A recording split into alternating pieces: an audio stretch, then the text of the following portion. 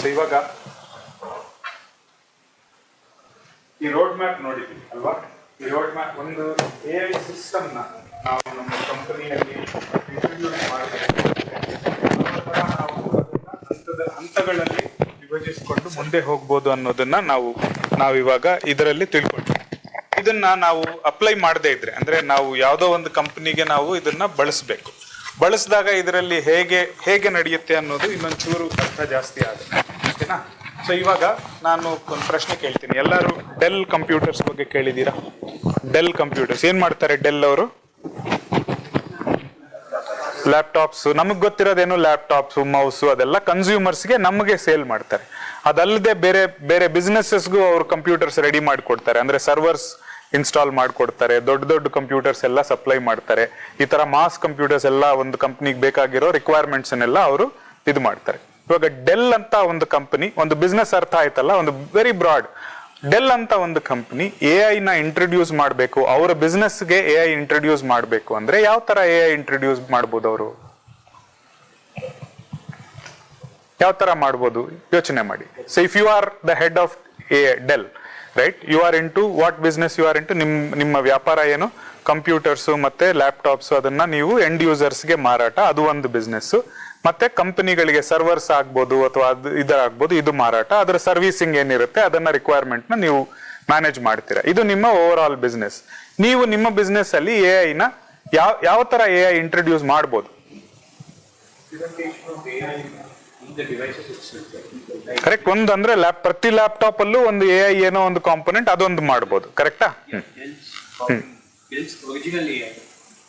ಅವ್ರದೇ ಆದಂತ ಒಂದು AI ಸಿಸ್ಟಮ್. ಇನ್ನು ಸ್ವಲ್ಪ ಡೀಪ್ ಆಗಿ ಹೋಗೋಣ. ಏನ್ ಮಾಡ್ಬೇಕು ಈ AI ಕಾಂಪೊನೆಂಟ್? ಏನ್ ಮಾಡ್ಬೇಕು? What should it do? What is it's functionality?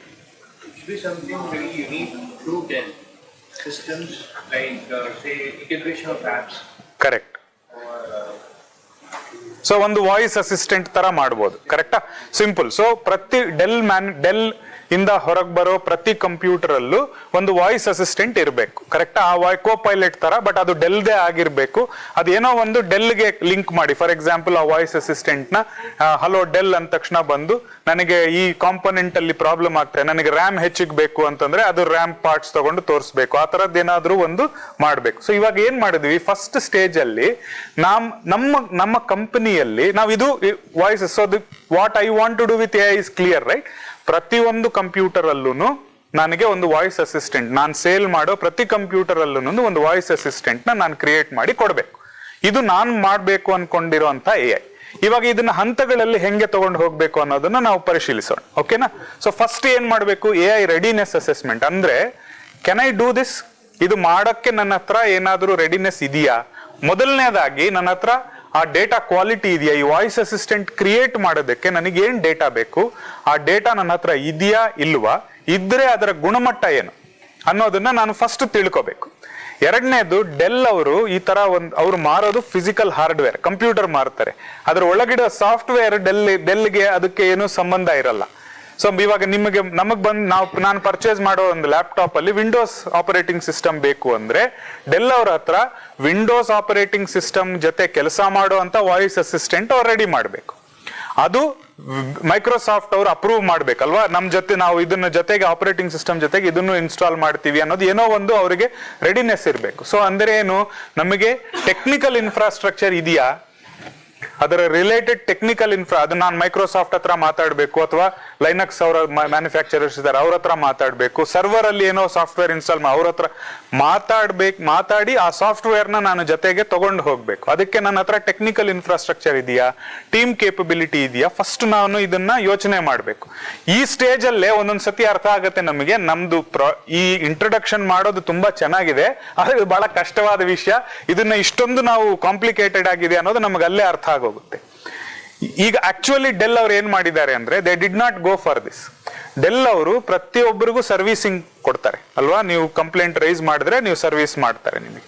ಇದು B2B ಕಂಪನೀಸ್ಗೂ ಆಗುತ್ತೆ, B2C ಆಸ್ ಎಂಡ್ ಯೂಸರ್ಸ್ ನಮಗೂ ಆಗುತ್ತೆ. ಯೂಶಲಿ ಕಸ್ಟಮರ್ ಸರ್ವಿಸ್ ಹೆಂಗ್ ನಡೆಯುತ್ತೆ, ನಾವೇನೋ ಒಂದು ನಂಬರ್ಗೆ ಫೋನ್ ಮಾಡ್ತೀವಿ ಅಥವಾ ಒಂದು ಚಾಟ್ ಮೆಷಿನ್ ಮೂಲಕ ನಾವು ಚಾಟ್ ಬಾಟ್ ಇರುತ್ತೆ, ಆ ಬಾಟ್ ಅಲ್ಲಿ ನಾವು ಇದು ಮಾಡಿದ್ರೆ ಅವ್ರು ನಮ್ಗೆ ಯಾರೋ ಒಬ್ರು ರೆಪ್ರೆಸೆಂಟೇಟಿವ್ ನ ಅಸೈನ್ ಮಾಡ್ತಾರೆ. ಆ ರೆಪ್ರೆಸೆಂಟೇಟಿವ್ ನಮ್ಮ ಹತ್ರ ಕೂತ್ಕೊಂಡು ಅವ್ರು ಕೆಲಸ ಮಾಡ್ತಾರೆ, ನಿಮ್ದು ಏನು ಸಮಸ್ಯೆ ಏನು ಅಂತ ಅವ್ರು ತಿಳ್ಕೊಂಡು ಅದಕ್ಕೆ ಅವರು ಪರಿಹಾರ ಕೊಟ್ಕೊಂಡು ಹೋಗ್ತಾರೆ. ಕರೆಕ್ಟಾ? ಇದು ಆಗೋದು.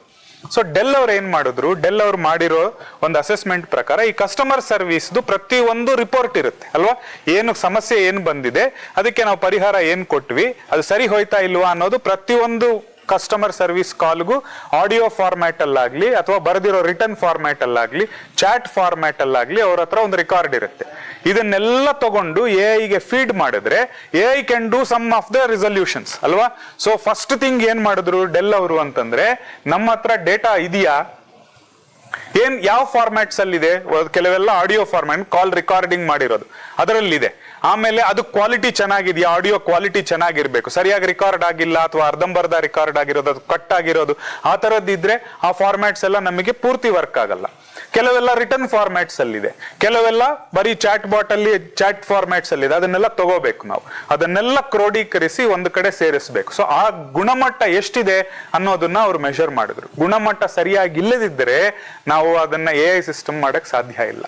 ಎರಡನೇದು, ಆಡಿಯೋ ಫಾರ್ಮ್ಯಾಟ್ಸ್ ನಿಂದ ಮತ್ತೆ ಮಿಕ್ಕಿದ ಫಾರ್ಮ್ಯಾಟ್ಸ್ ಇಂದ ಎಲ್ಲ ಡೇಟಾ ಕಲೆಕ್ಟ್ ಮಾಡಿ ಇಷ್ಟೆಲ್ಲ ನಾವು ಮಾಡೆಲ್ ರೆಡಿ ಮಾಡಿ ಅದನ್ನ ಟ್ರೈನಿಂಗ್ ಮಾಡಬೇಕು.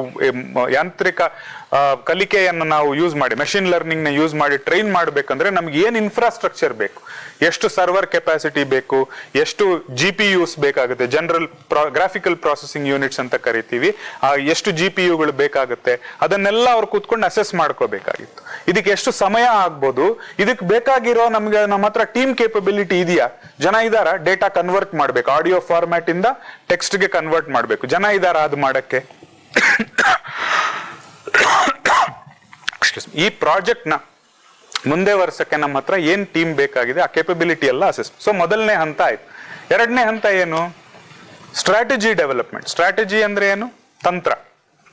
ನೆಕ್ಸ್ಟ್ ಎಷ್ಟು ಟೈಮ್ ಆಗ್ಬೋದು, ಇದಕ್ಕೆ ನಾವು ಏನೇನ್ ಮಾಡಬೇಕು, ನಮ್ ಗೋಲ್ಸ್ ಏನು. ಸೊ ಫಸ್ಟ್ ನನಗೇನು, for example India service centre ಅಲ್ಲಿ ಎಲ್ಲರ ಹತ್ರನು ಡಾಕ್ಯುಮೆಂಟ್ಸ್ ರೆಡಿ ಮಾಡಿದ್ದಾರೆ, ಅವರೆಲ್ಲ ಡಾಕ್ಯುಮೆಂಟ್ ಫಿಲ್ ಮಾಡಿದ್ದಾರೆ.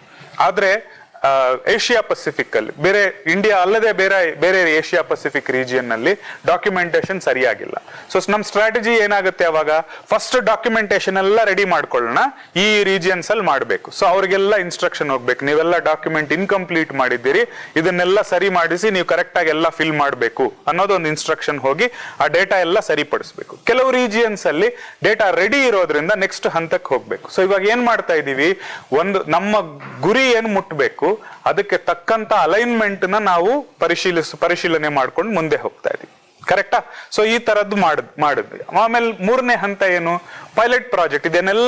ಇದು ಆಕ್ಚುಲಿ ವರ್ಕ್ ಆಗತ್ತಾ ಇಲ್ವಾ, ಎಷ್ಟು ಮಟ್ಟಕ್ಕೆ ವರ್ಕ್ ಆಗ್ಬೋದು ಅನ್ನೋದಕ್ಕೆ ಒಂದು ಪೈಲಟ್ ರನ್ ಮಾಡಬೇಕು. ಪೈಲಟ್ ರನ್ ಮಾಡೋದ್ರಿಂದ ಪ್ರಯೋಜನ ಏನಂದ್ರೆ, ದೊಡ್ಡ ಮಟ್ಟದಲ್ಲಿ ಒಂದೇ ಸತಿ ಇಂಪ್ಲಿಮೆಂಟೇಶನ್ ಮಾಡಿ ಫೇಲ್ ಆಗೋದಕ್ಕಿಂತ ಸಣ್ಣದು ಯಾವ್ದಾದ್ರು ಪ್ರಾಜೆಕ್ಟ್ ತಗೊಂಡು ಅದು ಕರೆಕ್ಟ್ ಆಗಿ ನಡೀತಾ ಇದೆಯಾ ಅಲ್ವಾ ಅಂತ ತಿಳ್ಕೊಳ್ಳೋದು ಪೈಲಟ್ ಪ್ರಾಜೆಕ್ಟ್ ನ ಒಂದು ಗುರಿ. ಇವಾಗ ಫ್ಲಿಪ್ಕಾರ್ಟ್ ಅವರು ಇಂಟ್ರೊಡ್ಯೂಸ್ ಮಾಡಿದಾಗ $1 ಬಿಲಿಯನ್ ಸೇಲ್ ಅಂತ ಮಾಡಿದ್ರು ಅಲ್ವಾ. ಏನಾಯ್ತು, ಎಲ್ಲ ಲಾಗಿನ್ ಆದ್ರೂ ಒಂದೇ ಸತಿಗೆ ಡಮಾರ್ ಅಂತ ಸರ್ವರ್ ಕೆಲಸನೇ ಮಾಡಿಲ್ಲ. $1 billion sale, the first $1 billion sale was $1 billion sale was a flop show when it came to Flipkart. ಅದರಿಂದ ಅವ್ರಿಗೆ ಏನ್ ಲಾಸ್ ಆಯ್ತು ಲಾಭ ಆಯ್ತು ಅದು ಬೇರೆ ವಿಚಾರ. ಬಟ್ ಅದಕ್ಕೆ ಪ್ಲಾನಿಂಗ್ ಕರೆಕ್ಟ್ ಆಗಿ ಇದ್ದಿದ್ರೆ, ಈ ಪೈಲಟ್ ಏನಾದ್ರೂ ಅವ್ರು ರನ್ ಮಾಡಿ ನಮ್ಮ ಸರ್ವರ್ಗೆ ಇಷ್ಟು ಕೆಪಾಸಿಟಿ ಇದೆ, ಇಷ್ಟು ಜನ ಒಂದೇ ಸತಿ ಲಾಗಿನ್ ಆದ್ರೆ ನಾವು ಹ್ಯಾಂಡಲ್ ಮಾಡ್ಬೋದು ಅನ್ನೋದನ್ನ ಅವರು ನಿಗದಿಪಡಿಸ್ಕೊಂಡಿದ್ರೆ ಆ ತರ ಫೇಲ್ಯೂರ್ಗೆ ಆಸ್ಪದ ಕಡಿಮೆ ಆಗ್ತಾ ಇತ್ತು.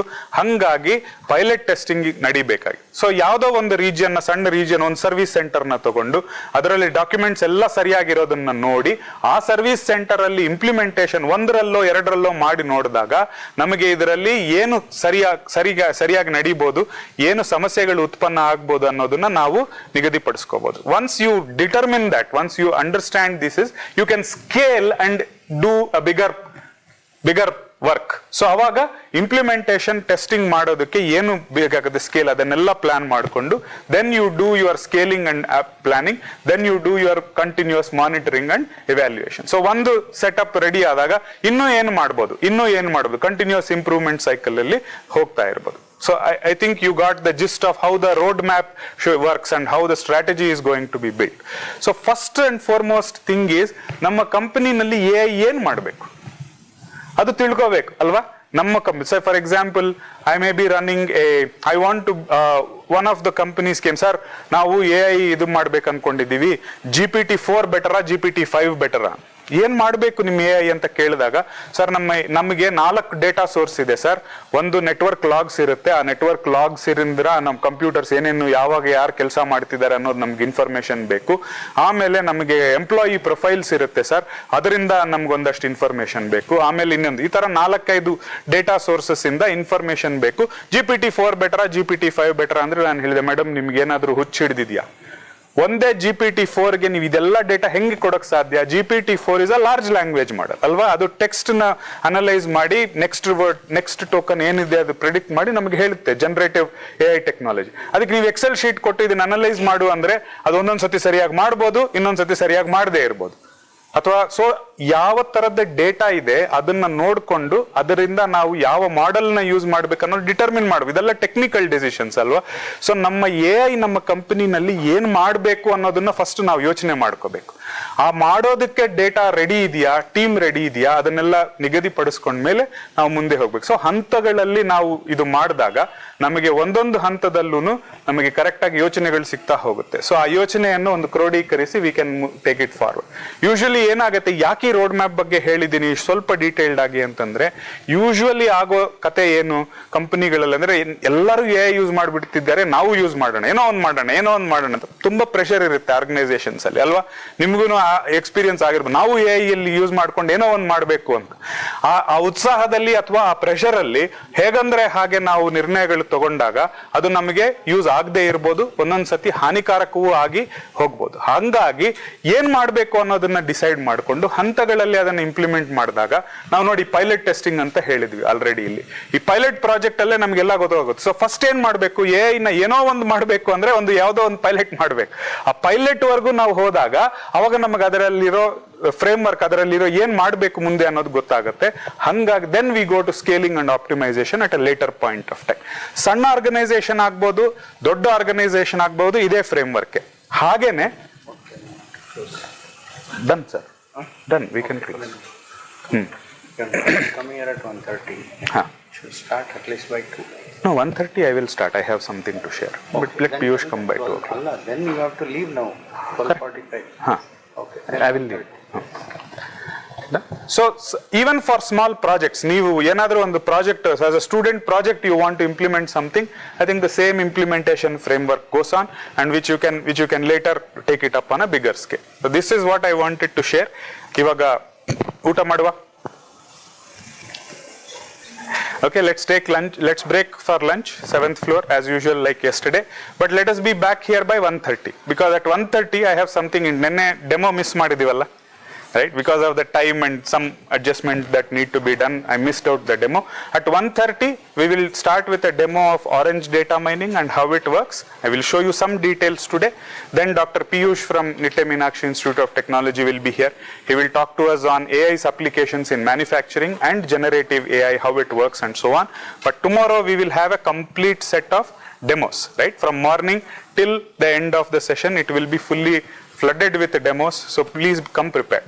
So go to orangedatamining.com, download the Orange software and keep it ready. In case you want to bring your laptops and try it out here, you are more than welcome to do, but ಅದನ್ನು download ಮಾಡ್ಕೊಂಡು ಬನ್ನಿ ಆಯ್ತಾ. So ಇವತ್ತು ನಾಳೆ ಅದು ಆಗೋದ್ರಿಂದ ನೀವು ಮರಿಬೇಡಿ, ಡೌನ್ಲೋಡ್ ಮಾಡ್ಕೊಂಡ್ ಬಂದ್ರೆ it will be easy for you. Is that okay? Right. More once we come back, please go have lunch and let's meet here at 1:30.